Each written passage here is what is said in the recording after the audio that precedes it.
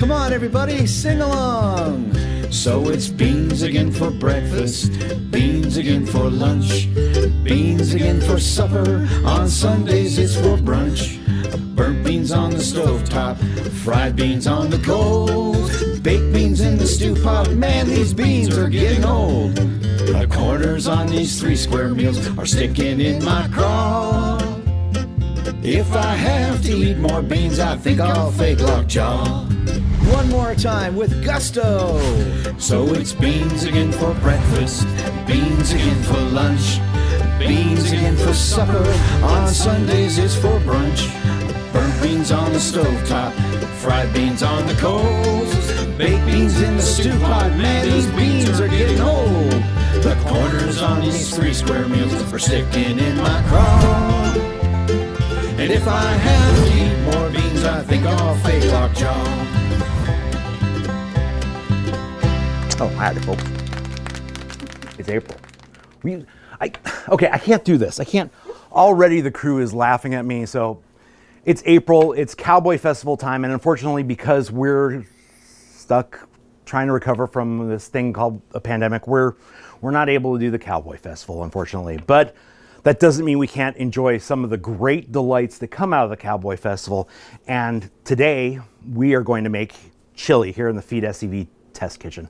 Hey, I'm Todd Wilson for feedSCV. Thanks for joining us here for food sessions this month. Chili.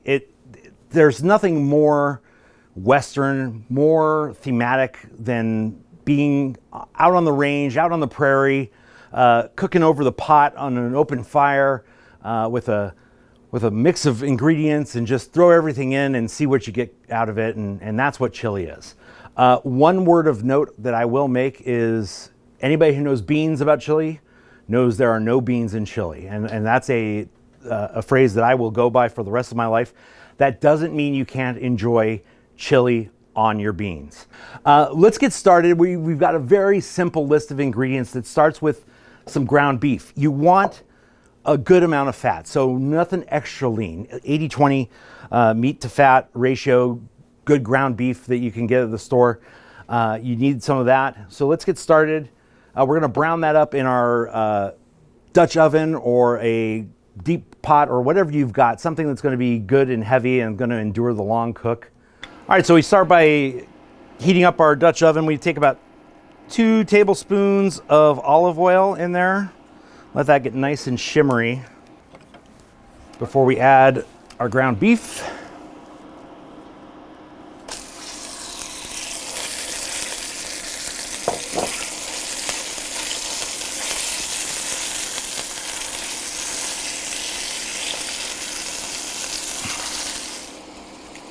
Now you want this to cover as much of the pan as possible because you really want that browning effect, that Maillard effect, to give the meat some good flavor to it. So we'll crumble this up and make sure we get as much of it browned as we can.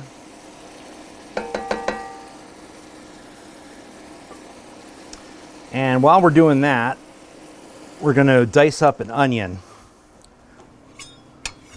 Now, dicing up an onion properly takes actually 2 knives. The first thing you got to do is you want to pull out the flouring end, and you do that by grabbing a paring knife. And you just sort of cut a little circle in there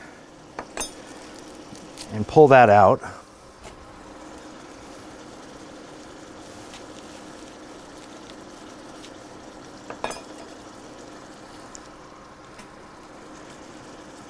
And then not all the way through at the root end, but you do the same. Because now you can easily take your paring knife, cut the top skin layer, and pull it off all in nearly one piece.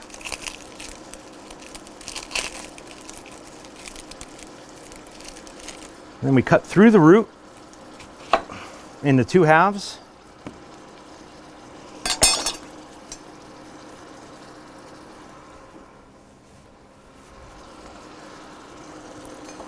And take your chef's knife and you start making slices downward as thin as you can, but again, near the root, not all the way through the root,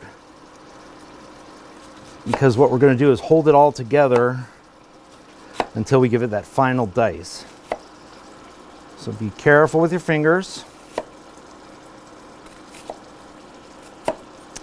And then also take a couple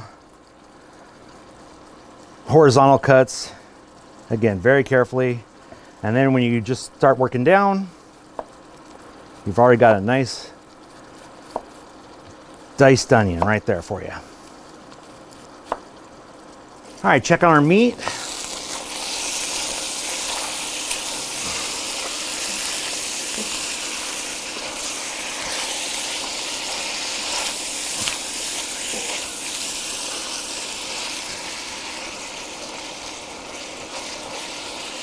Turn that bottom side up and we can see there's some nice browning here.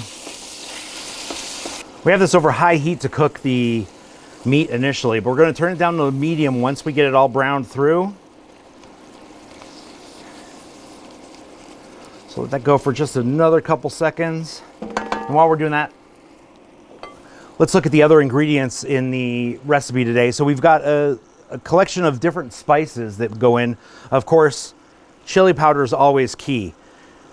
We like to use our own chili powder that we take by purchasing dried chilies and throw them in the oven or toast them up just a little bit and then blend them up in a spice grinder or a coffee grinder, for example. You can take a look at our website, feedSCV.org, or our YouTube channel, youtube.com/feedSCV, to see how Uncle Scott makes his special homemade chili spice blend. In addition to that, we go with some paprika, some cumin, a little oregano. Actually, I think that's the oregano, or that's cumin and oregano. Some sugar for a little sweetness, a little bit of soy. We've got our one onion, and we've got a little bit of garlic, about 6 cloves of garlic there. The meat is looking good. It's not quite cooked through all the way yet. Still a little bit of pink, but that's okay, because we are going to cook this for a good long time. But we've got everything browned that we're going to get browned. So we can go ahead by adding in our onion.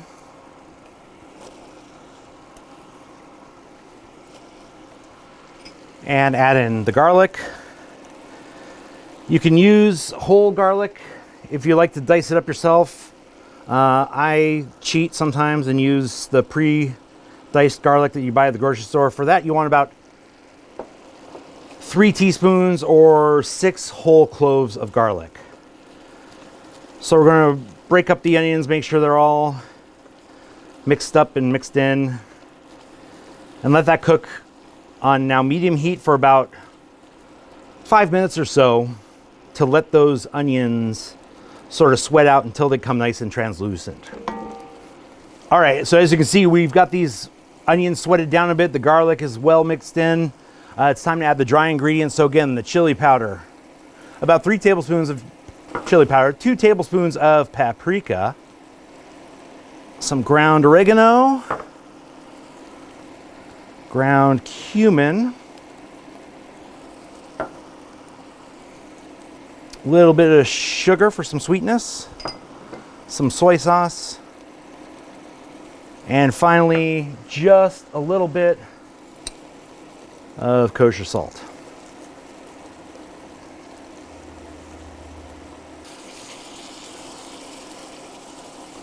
All right, once that's all mixed together, we add in the wet ingredients. Now we're looking at a can of tomato sauce. Now, if you like it just real thick and hearty, not necessarily so much tomatoes, you can leave it there. But I like adding a little extra tomatoes, so I go with 1 can of diced tomatoes. That's 28-ounce can, diced tomatoes. And then about a cup of beer. You can use water too, but a cup of beer gives it a little extra flavor. And you can see here, now that we've put everything together, it is nice and loose, kind of watery still, but that's okay because it's going to disperse the flavors. And what we're going to do is we're going to cook it here. We're going to bring it to a boil. And then we're going to reduce it to low and cover it and let it cook. It's all ready to boil. That's great. We're going to cover it and let it cook with the lid on for about 30 minutes and come back after that, and we're going to crack the lid, stir it occasionally for the first 30 minutes, crack the lid. Then we're going to start losing some of the water in the beer and in the tomato juice, and we'll let it cook for another half hour with the lid cracked, and we'll check on it from there. We'll see you then. All right, so it's been about 30 minutes, and we've been stirring occasionally, and you can see it is starting to come together nicely. The tomatoes are cooking, the beef is integrating, all the seasonings are coming together real good. So we're going to crack the lid on this and let it go for another 30 minutes, just again on low heat. You don't need this to be boiling the whole time, but let a little bit of the moisture, the water cook off and let that thicken up, and it'll be good to go in just about another half hour. All right, it's been going about 30 minutes. You can see we got the lid cracked, and there it is, just under boiling. Thank you, audience, studio audience. But you can see now it's thickened up nicely. Still a little bit of runniness, but that's okay. If you want to let it thicken up, you can certainly cook this longer. In fact, you can even keep this on low heat overnight and just let it keep cooking. The more time it cooks, the more flavor develops. It's going to be perfect, but I think we're ready to give it a taste. So let's go ahead and get this in a bowl and try it out. All right, you can top it however you want. I love some sour cream. Actually, get the cheese on first. Take a little bit of cheddar. A little sour cream.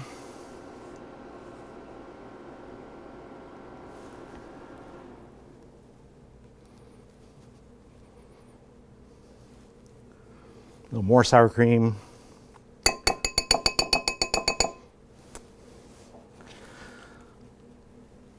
Some onions. And I'll take a little bit of this green onion here.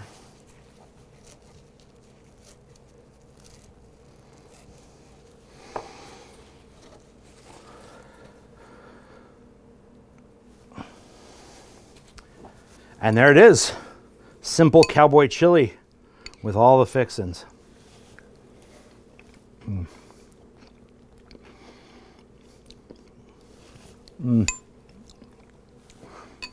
A couple of quick notes. If you like more heat, add a little bit of cayenne pepper. Start at maybe a 1/4 teaspoon. Work your way up from there depending on what you like. We used beer here, but you can use water instead if you'd prefer that. Again, adjust any of the seasonings to your liking. I can sometimes go with less cumin, sometimes more, and always the tomatoes are your choice as well. But all in all, I think it makes a great chili. This recipe and all of our recipes are on our website at feedSCV.org. The link is down here. And you can follow us on social media, on Twitter, on YouTube. Follow us and make sure to catch all of our recipes. And we'll see you here next time on Food Sessions. Thanks so much.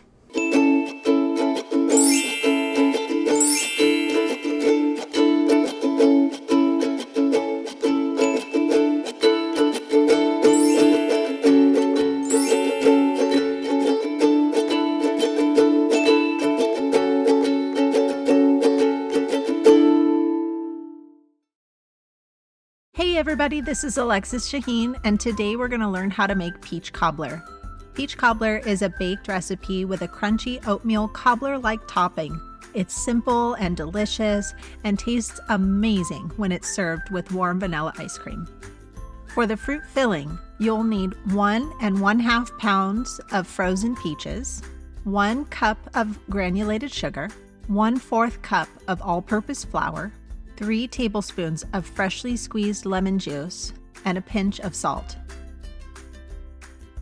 For the topping, you will need 1 cup of rolled oats, 1 cup of brown sugar, 1/2 cup of melted butter, 1/2 cup of all-purpose flour, and 1 teaspoon of cinnamon. Peach cobbler is typically a favorite summer dessert. Fortunately, frozen peaches are harvested at peak ripeness and then quickly flash frozen, which locks in all of their juiciness, vitamins, and minerals. So if peaches are your favorite fruit, rest at ease. You can have peach cobbler year-round. Let's get started. Begin by preheating your oven to 400 degrees. For the fruit filling, you'll want to combine the peaches, sugar, flour, lemon juice, and salt in a bowl. Stir this up and then set it aside. Get your baking dish out and butter the edges and bottom surface really well. Make sure it's greased up nicely. Then get your peach filling and turn the filling out into your baking dish. Set that aside and then begin to make your topping. In a bowl, combine the oats, brown sugar, flour, melted butter, and cinnamon. Here, I'd like to invite you to practice a little mindfulness. Tune into your sense of smell and notice the aromas that stand out the most to you as you mix the ingredients until well combined. Notice the cinnamon, brown sugar. Do the oats have a certain aroma? Which ingredient stands out the most? And which aroma do you enjoy the most? Now, take a scoop of this and start to sprinkle it over your fruit filling. Make sure you cover your fruit filling completely. Get generous with the topping. It tends to be the best part of a fruit cobbler. Now, bake your fruit cobbler for about 45 minutes. Look for a bubbling up of the fruit filling and a browning of your cobbler topping. Let your cobbler sit for about 10 minutes after it's finished baking, and then serve it while it's still warm. I like to top my fruit cobbler with vanilla ice cream. It tastes so good with the cooked peaches and all the yummy flavors of brown sugar and cinnamon. And that's it, my friends. So what are you waiting for? Grab your favorite baking dish, get yourself some peaches, and make a beautiful peach cobbler that you, your family, and friends will be sure to enjoy. I hope that you've enjoyed this episode of Mindful Munchies and that you've been inspired. Mindfulness is the art of maintaining moment-to-moment awareness of our thoughts, our feelings, body sensations, and the surrounding environment.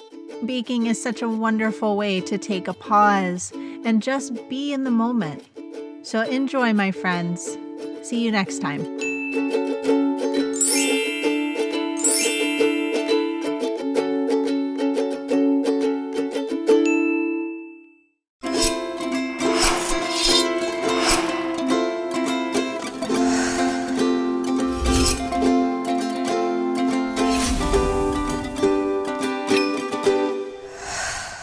Hi, welcome back to Tips and Tricks in the Kitchen. I'm Tamra, a local chef here from Salt Creek Grill, the director of catering and the owner of Heritage Lane Productions. Today we're going to make Cowboy Caviar, also known as Texas Caviar. So a little bit of background on that recipe, which first off, I'm not going to give you a recipe. There are thousands on the internet that you can go to. What we're going to do is we're going to see the tips and tricks of prepping the vegetables that are common to every recipe that you're going to find out there. A little background on Cowboy Caviar, aka Texas Caviar. A woman chef from New York was down at the Houston Country Club and was challenged with the task of putting together something for New Year's Eve that utilized the local ingredients. So she chose to do a pico de gallo that incorporated corn, avocado, and beans. So that's what we're going to do today. Okay, so there's all kinds of canned beans out there. Make it easy on yourself. Traditionally, it's going to be your black bean and your black-eyed pea, but hey, go crazy. Here we have some pinto beans, some red kidney beans, white kidney beans, which are also called cannellini beans, and then on the end here we have your chickpeas. In Italian, that's your CCs, or they're also called garbanzo. So play and have fun. So let's get started. The first thing that you're going to want to do is we're going to work with some tomato. So here's our tomato. You might have come across the word concasse in some of your recipes before. Concasse basically means we're going to peel and take the seeds out of this tomato so that we have a cleaner bite and a cleaner finish when it's incorporated into our recipe. So with a paring knife, you're going to go ahead, I like to go in diagonally, go right around the core here, pop that out, and then on what would have been the flower end, you're just going to make an X with the point of your knife. You're going to have already pre-made, pre-brought up some boiling water. Go ahead and just drop that into your boiling water. Put a timer on for 5 minutes. And within that time, you're going to start seeing it to peel, all right? Once that has been in that water for 5 minutes, you're going to have also made yourself an ice bath. Take the tomato out and plunk it right into that ice bath. What you're going to end up with is a tomato where your skin comes off. So if you have a tomato that's not ripe, it's not going to work as well. So then what we're going to do to really stay in with the concasse is go ahead and cut your tomato in half. All right, and then you can go ahead and just using 2 fingers, I'm just going to go right through inside of the tomato, and we're just going to take the seeds out. And now what you can do is you can come back, and I'm going to just cut strips. Some of the seeds are still in there, that's okay. Once I have my strips, I'm going to turn them and I'm going to do a dice. And there you have tomato concasse. So I'm just going to leave this here on my board for a minute. Let's go ahead and do the other side, because I want to demonstrate after this a really, really easy way that you can get corn off of the cob, because we're also going to put corn into our recipe. So here I have 2 bowls. Smaller bowl, larger bowl. I'm going to flip this bowl upside down, so this is what it's going to look like. The first thing you want to do is you want to take down here at this stem end and go ahead and just flatten it out. It's tough. So now I'm going to come here and I'm going to take this flat end and I'm going to put it right there on top. And then I'm just going to run my blade right down. And you see how I'm getting the corn off, but 99% of it is going right into my bowl.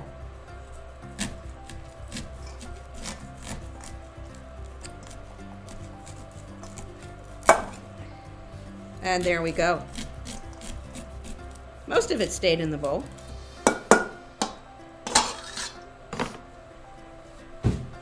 So now, what we have is most of the corn right here in the bowl. So what we're going to do is we're going to trade out from our boiling water. And you want to do a really, really, really simple roasted corn. So all I would have do to make the roasted corn is a little bit of oil in the pan, and then just go ahead, take your corn, put it right in the pan. Give it about, over medium heat, give it about 5 to 10 minutes. You can go darker if you want. I like to add a little bit of salt to that. And then this, after 5 minutes, is what you're going to have your corn looking like. So it's going to give a little deeper flavor, a little bit more caramel to it. And so to this, now we're going to go ahead, we're going to add our tomato. The next ingredient that we're going to start and prep with is going to be our red bell pepper. If you want to use green bell pepper, yellow bell pepper, combination of any of those, it's your recipe. Create. You cut off both ends. And then I'm just going to slit right down. Going to go ahead and spread that open. And then I'm going to have my pepper flat. And going flat right along, I'm just going to run very carefully right along. And now we get out all of our veins. So what I'm going to do now is back to our strips. And then when you're trying to decide, or your recipe calls for a certain size dice, you start with the size that is going to work on your strips. So I'm going to do about 1/4 inch dice because this is a kind of like a chunky dip.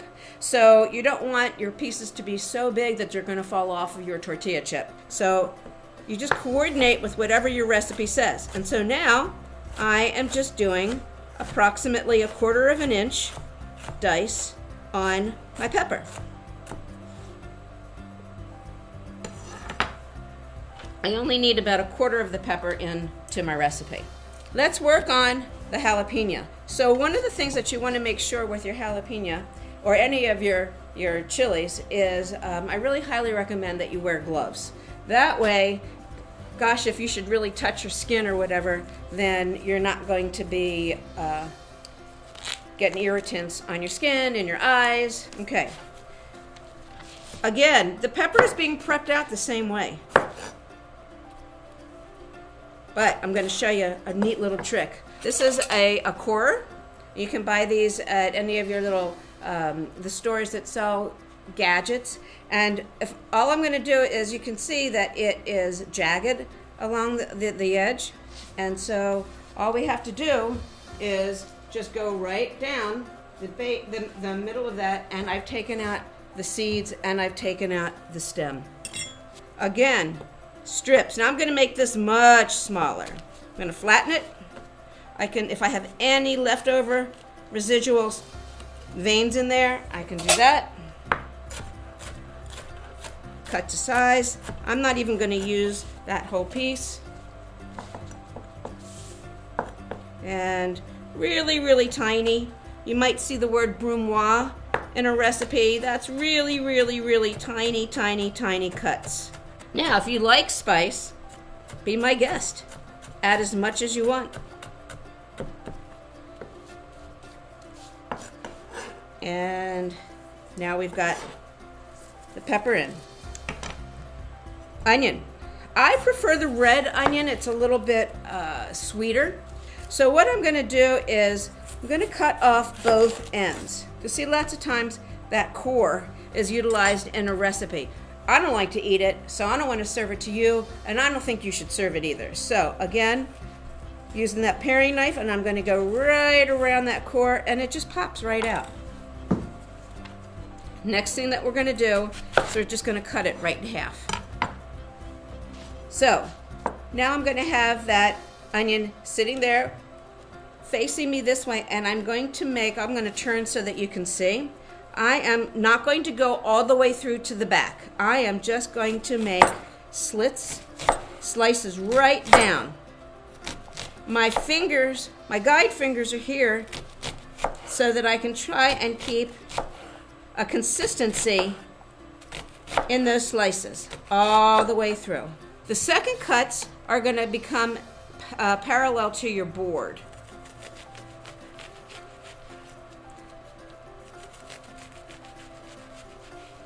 And now I'm just going to come straight down, and I'm going to have on my little dices. Check it out. So now I am just going to go ahead and add that. Ooh, I'm going to start crying. All right. So at this point, what I'm going to do is I want to toss this up a little bit. Now I went ahead and made a vinaigrette earlier. Red wine vinegar, oil, cumin, and such. And one of the tricks that I did is I toasted my cumin. So you can start with taking your seeds, putting them in like a little coffee grinder, pulsing it, and getting down to where you have the ground cumin, or you can buy cumin in the grocery store. What's going to be the freshest is when you grind it yourself. So I'm going to add my vinaigrette at this point. Whoop. Had garlic in it, cayenne, the cumin. I'm going to toss that up. And the reason that I'm doing this is because I'm going to be adding the avocado next. And I don't want that avocado to oxidize. And that's what happens when the air hits the open flesh of your avocado. And so now that I already have some acid in here, that's going to also help me keep my avocado from oxidizing. So, doing the avocado. Blade is flat, and all I'm going to do is rotate my avocado right around my knife. And then I just give it a twist. Let's get rid of that. But what I'm going to do here is I just do it. Okay, so now, utilizing the spoon, there's two different ways that I can go ahead and get the flesh out. If I wanted a whole avocado, I'm just going to go right around inside of the skin of the avocado, between the flesh and the skin. I can do that. Let's go ahead and play with that way. Or what I could have also done is taken my paring knife and pre-cut the avocado right there in the skin. And then I'm going to just kind of go in both directions, so I make a dice. And then back in, and it goes right in. And now I'm just going to go ahead and mix that right in with the rest of our caviar. It's looking very pretty. All right, the last thing that we're going to want to do is we're going to add the cilantro. How much cilantro? Maybe about a tablespoon that's here. Go ahead and pull out, and then I'm just going to go ahead and take the leaves off. And just pull right down. Our cilantro's been sitting here a little bit, so it's a little wilted. You can utilize some of the stem. What you don't want are the big, thick parts of the stem. And then all I'm going to do is kind of gather it together in a pile. And I'm just going to rotate the knife blade all the way around my pile, kind of squish it together. Bring it back. And that's all I'm doing.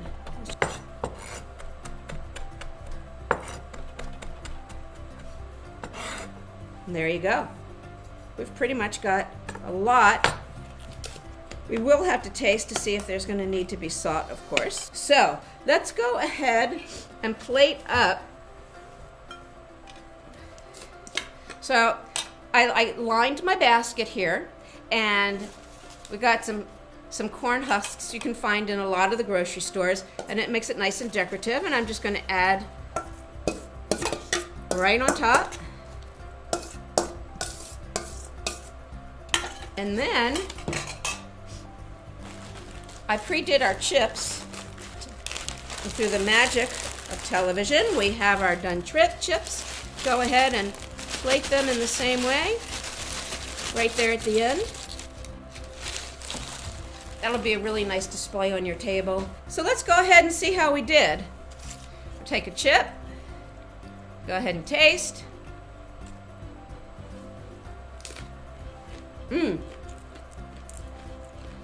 I've got a nice crispy chip. The tahini that's on the chip really gives some added punch and flavor to our Cowboy Caviar. It's going to be lovely. You're going to have a lot of fun with this. So, there you go for tips and tricks in the kitchen. And remember, there's a tool for every task in your kitchen. Cheers. Hey, I'm Todd Wilson, And I'm Scott Ervin. and we are the co-founders of feedSCV. Our mission at feedSCV is to make sure that everyone in the Santa Clarita Valley has the access, the knowledge, and the skills to make a healthy meal at home every day. And we do that in several different ways, teaching people how to make their own food, dietary suggestions. That quickly grew into other areas. We soon recognized that there was a need in the community for having access to food. So we've taken part of our operation, and now we work to put food in the kids' backpacks on the weekend so that they can take it home and have a healthy meal. One of the other things that we've done is respond to local disasters. And we've been able to organize our volunteers to make some food, get some money together to help out the victims and evacuees in some cases. As a nonprofit, of course, we need support. You can visit us at feedSCV.org and participate in a number of different events that we have, and social media as well.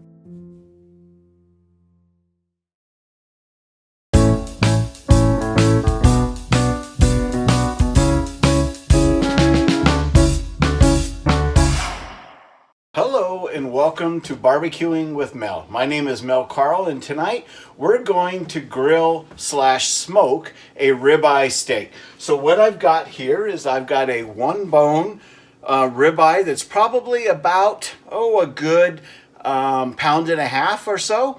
You know, it's going to take probably on the smoker, we're going to cook it at 250, and it's going to take about 1.5 hours to cook. It's going to be nice and slow, and it's going to be juicy and tender, and just the best way to have a ribeye. So what we're going to do first is we're going to make a rub for it. And it's going to be a real basic rub. Salt, pepper, granulated garlic, and a little bit of espresso powder just to add a little kick to it. So what I'm going to do is I'm going to add here a tablespoon of black pepper in a little bowl, about a 1/2 tablespoon of granulated garlic. You know, we got to have a little garlic here. Then we've got another tablespoon of salt. We want equal salt, equal pepper. Kind of a Texas style rub, shall we say. And then just for good measure, maybe 1/3 tablespoon of espresso powder. Put that all in, mix it all up. And what we're going to do now is we're just going to season the meat all over. So just sprinkle it all over with your hands. Just, rub it all in, get it all nice and covered. Flip it, get the other side, same thing, just a nice little equal rub. And don't forget to add to the sides. You got to rub the side of the steak because you're going to eat that part too. So basically, we've used up all our rub. We've got a nice, good coating. And now we're just going to let that sit while we're getting our grill up to temp. Like I said, we're going to grill at 250. And then we're going to head out to the grill in just a minute. Okay, so now we are out at the grill. My grill of choice today is going to be the Big Green Egg. I can smoke on it, I can grill on it, I can pretty much do whatever I want with it. So it's very versatile. It's a ceramic cooker. So what I'm going to do is I'm going to place that wonderful ribeye that we seasoned all the way through. Just going to put it right on the grill. You can tell I have also added a thermometer to it, because with this, we're going to cook it to temperature. We're not going to cook it for a certain amount of time. We're going to cook it to, for me, I'm going to cook it to 130 degrees and then let it rest for about 10 to 15 minutes. That way it gets up to a good medium rare for me.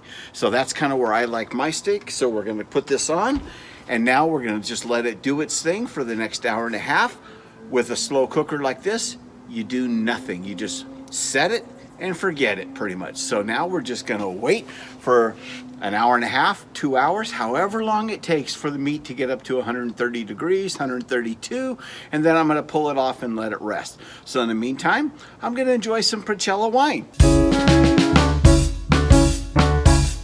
Okay, so we are 1.5 hours into this, and you know what? This is gonna be perfect. We are at 130, so we're gonna pull it off the smoker. We're gonna take it in. We're gonna let it rest for about 15 minutes. We want all those juices to kind of distribute back in so that this becomes just nice and juicy. Okay, so now we have let this prime ribeye roast rest for about 15 minutes. So to summarize, we seasoned it with salt, pepper, garlic, and a little bit of espresso powder. We cooked it in the smoker at 250 degrees for about 1.5 hours, hour and 40 minutes total. We've let it rest 15 minutes. Now it's time to slice this up. And oh man, it is just very, very tender. The knife just rolls right through it. It is cooked perfectly.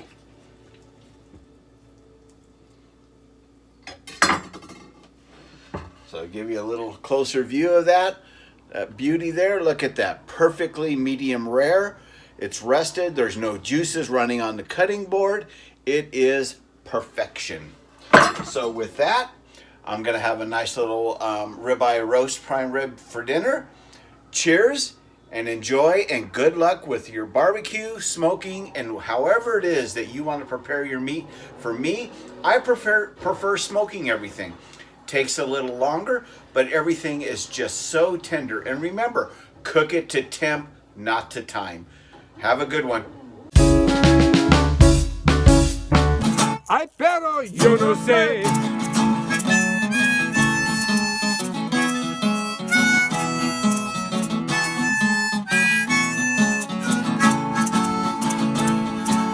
Driving down the old highway, we've got some gas today. Taco, taco, taco troque. Montezuma is on his way. Wee-haw! Everything's better with salsa and cerveza.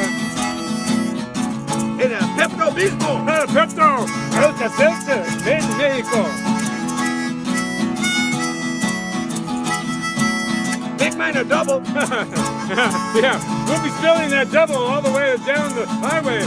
Doble. At least we got gas today.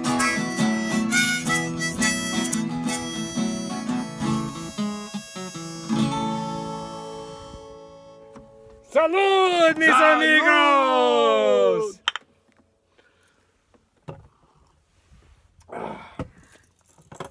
I think that's a keeper.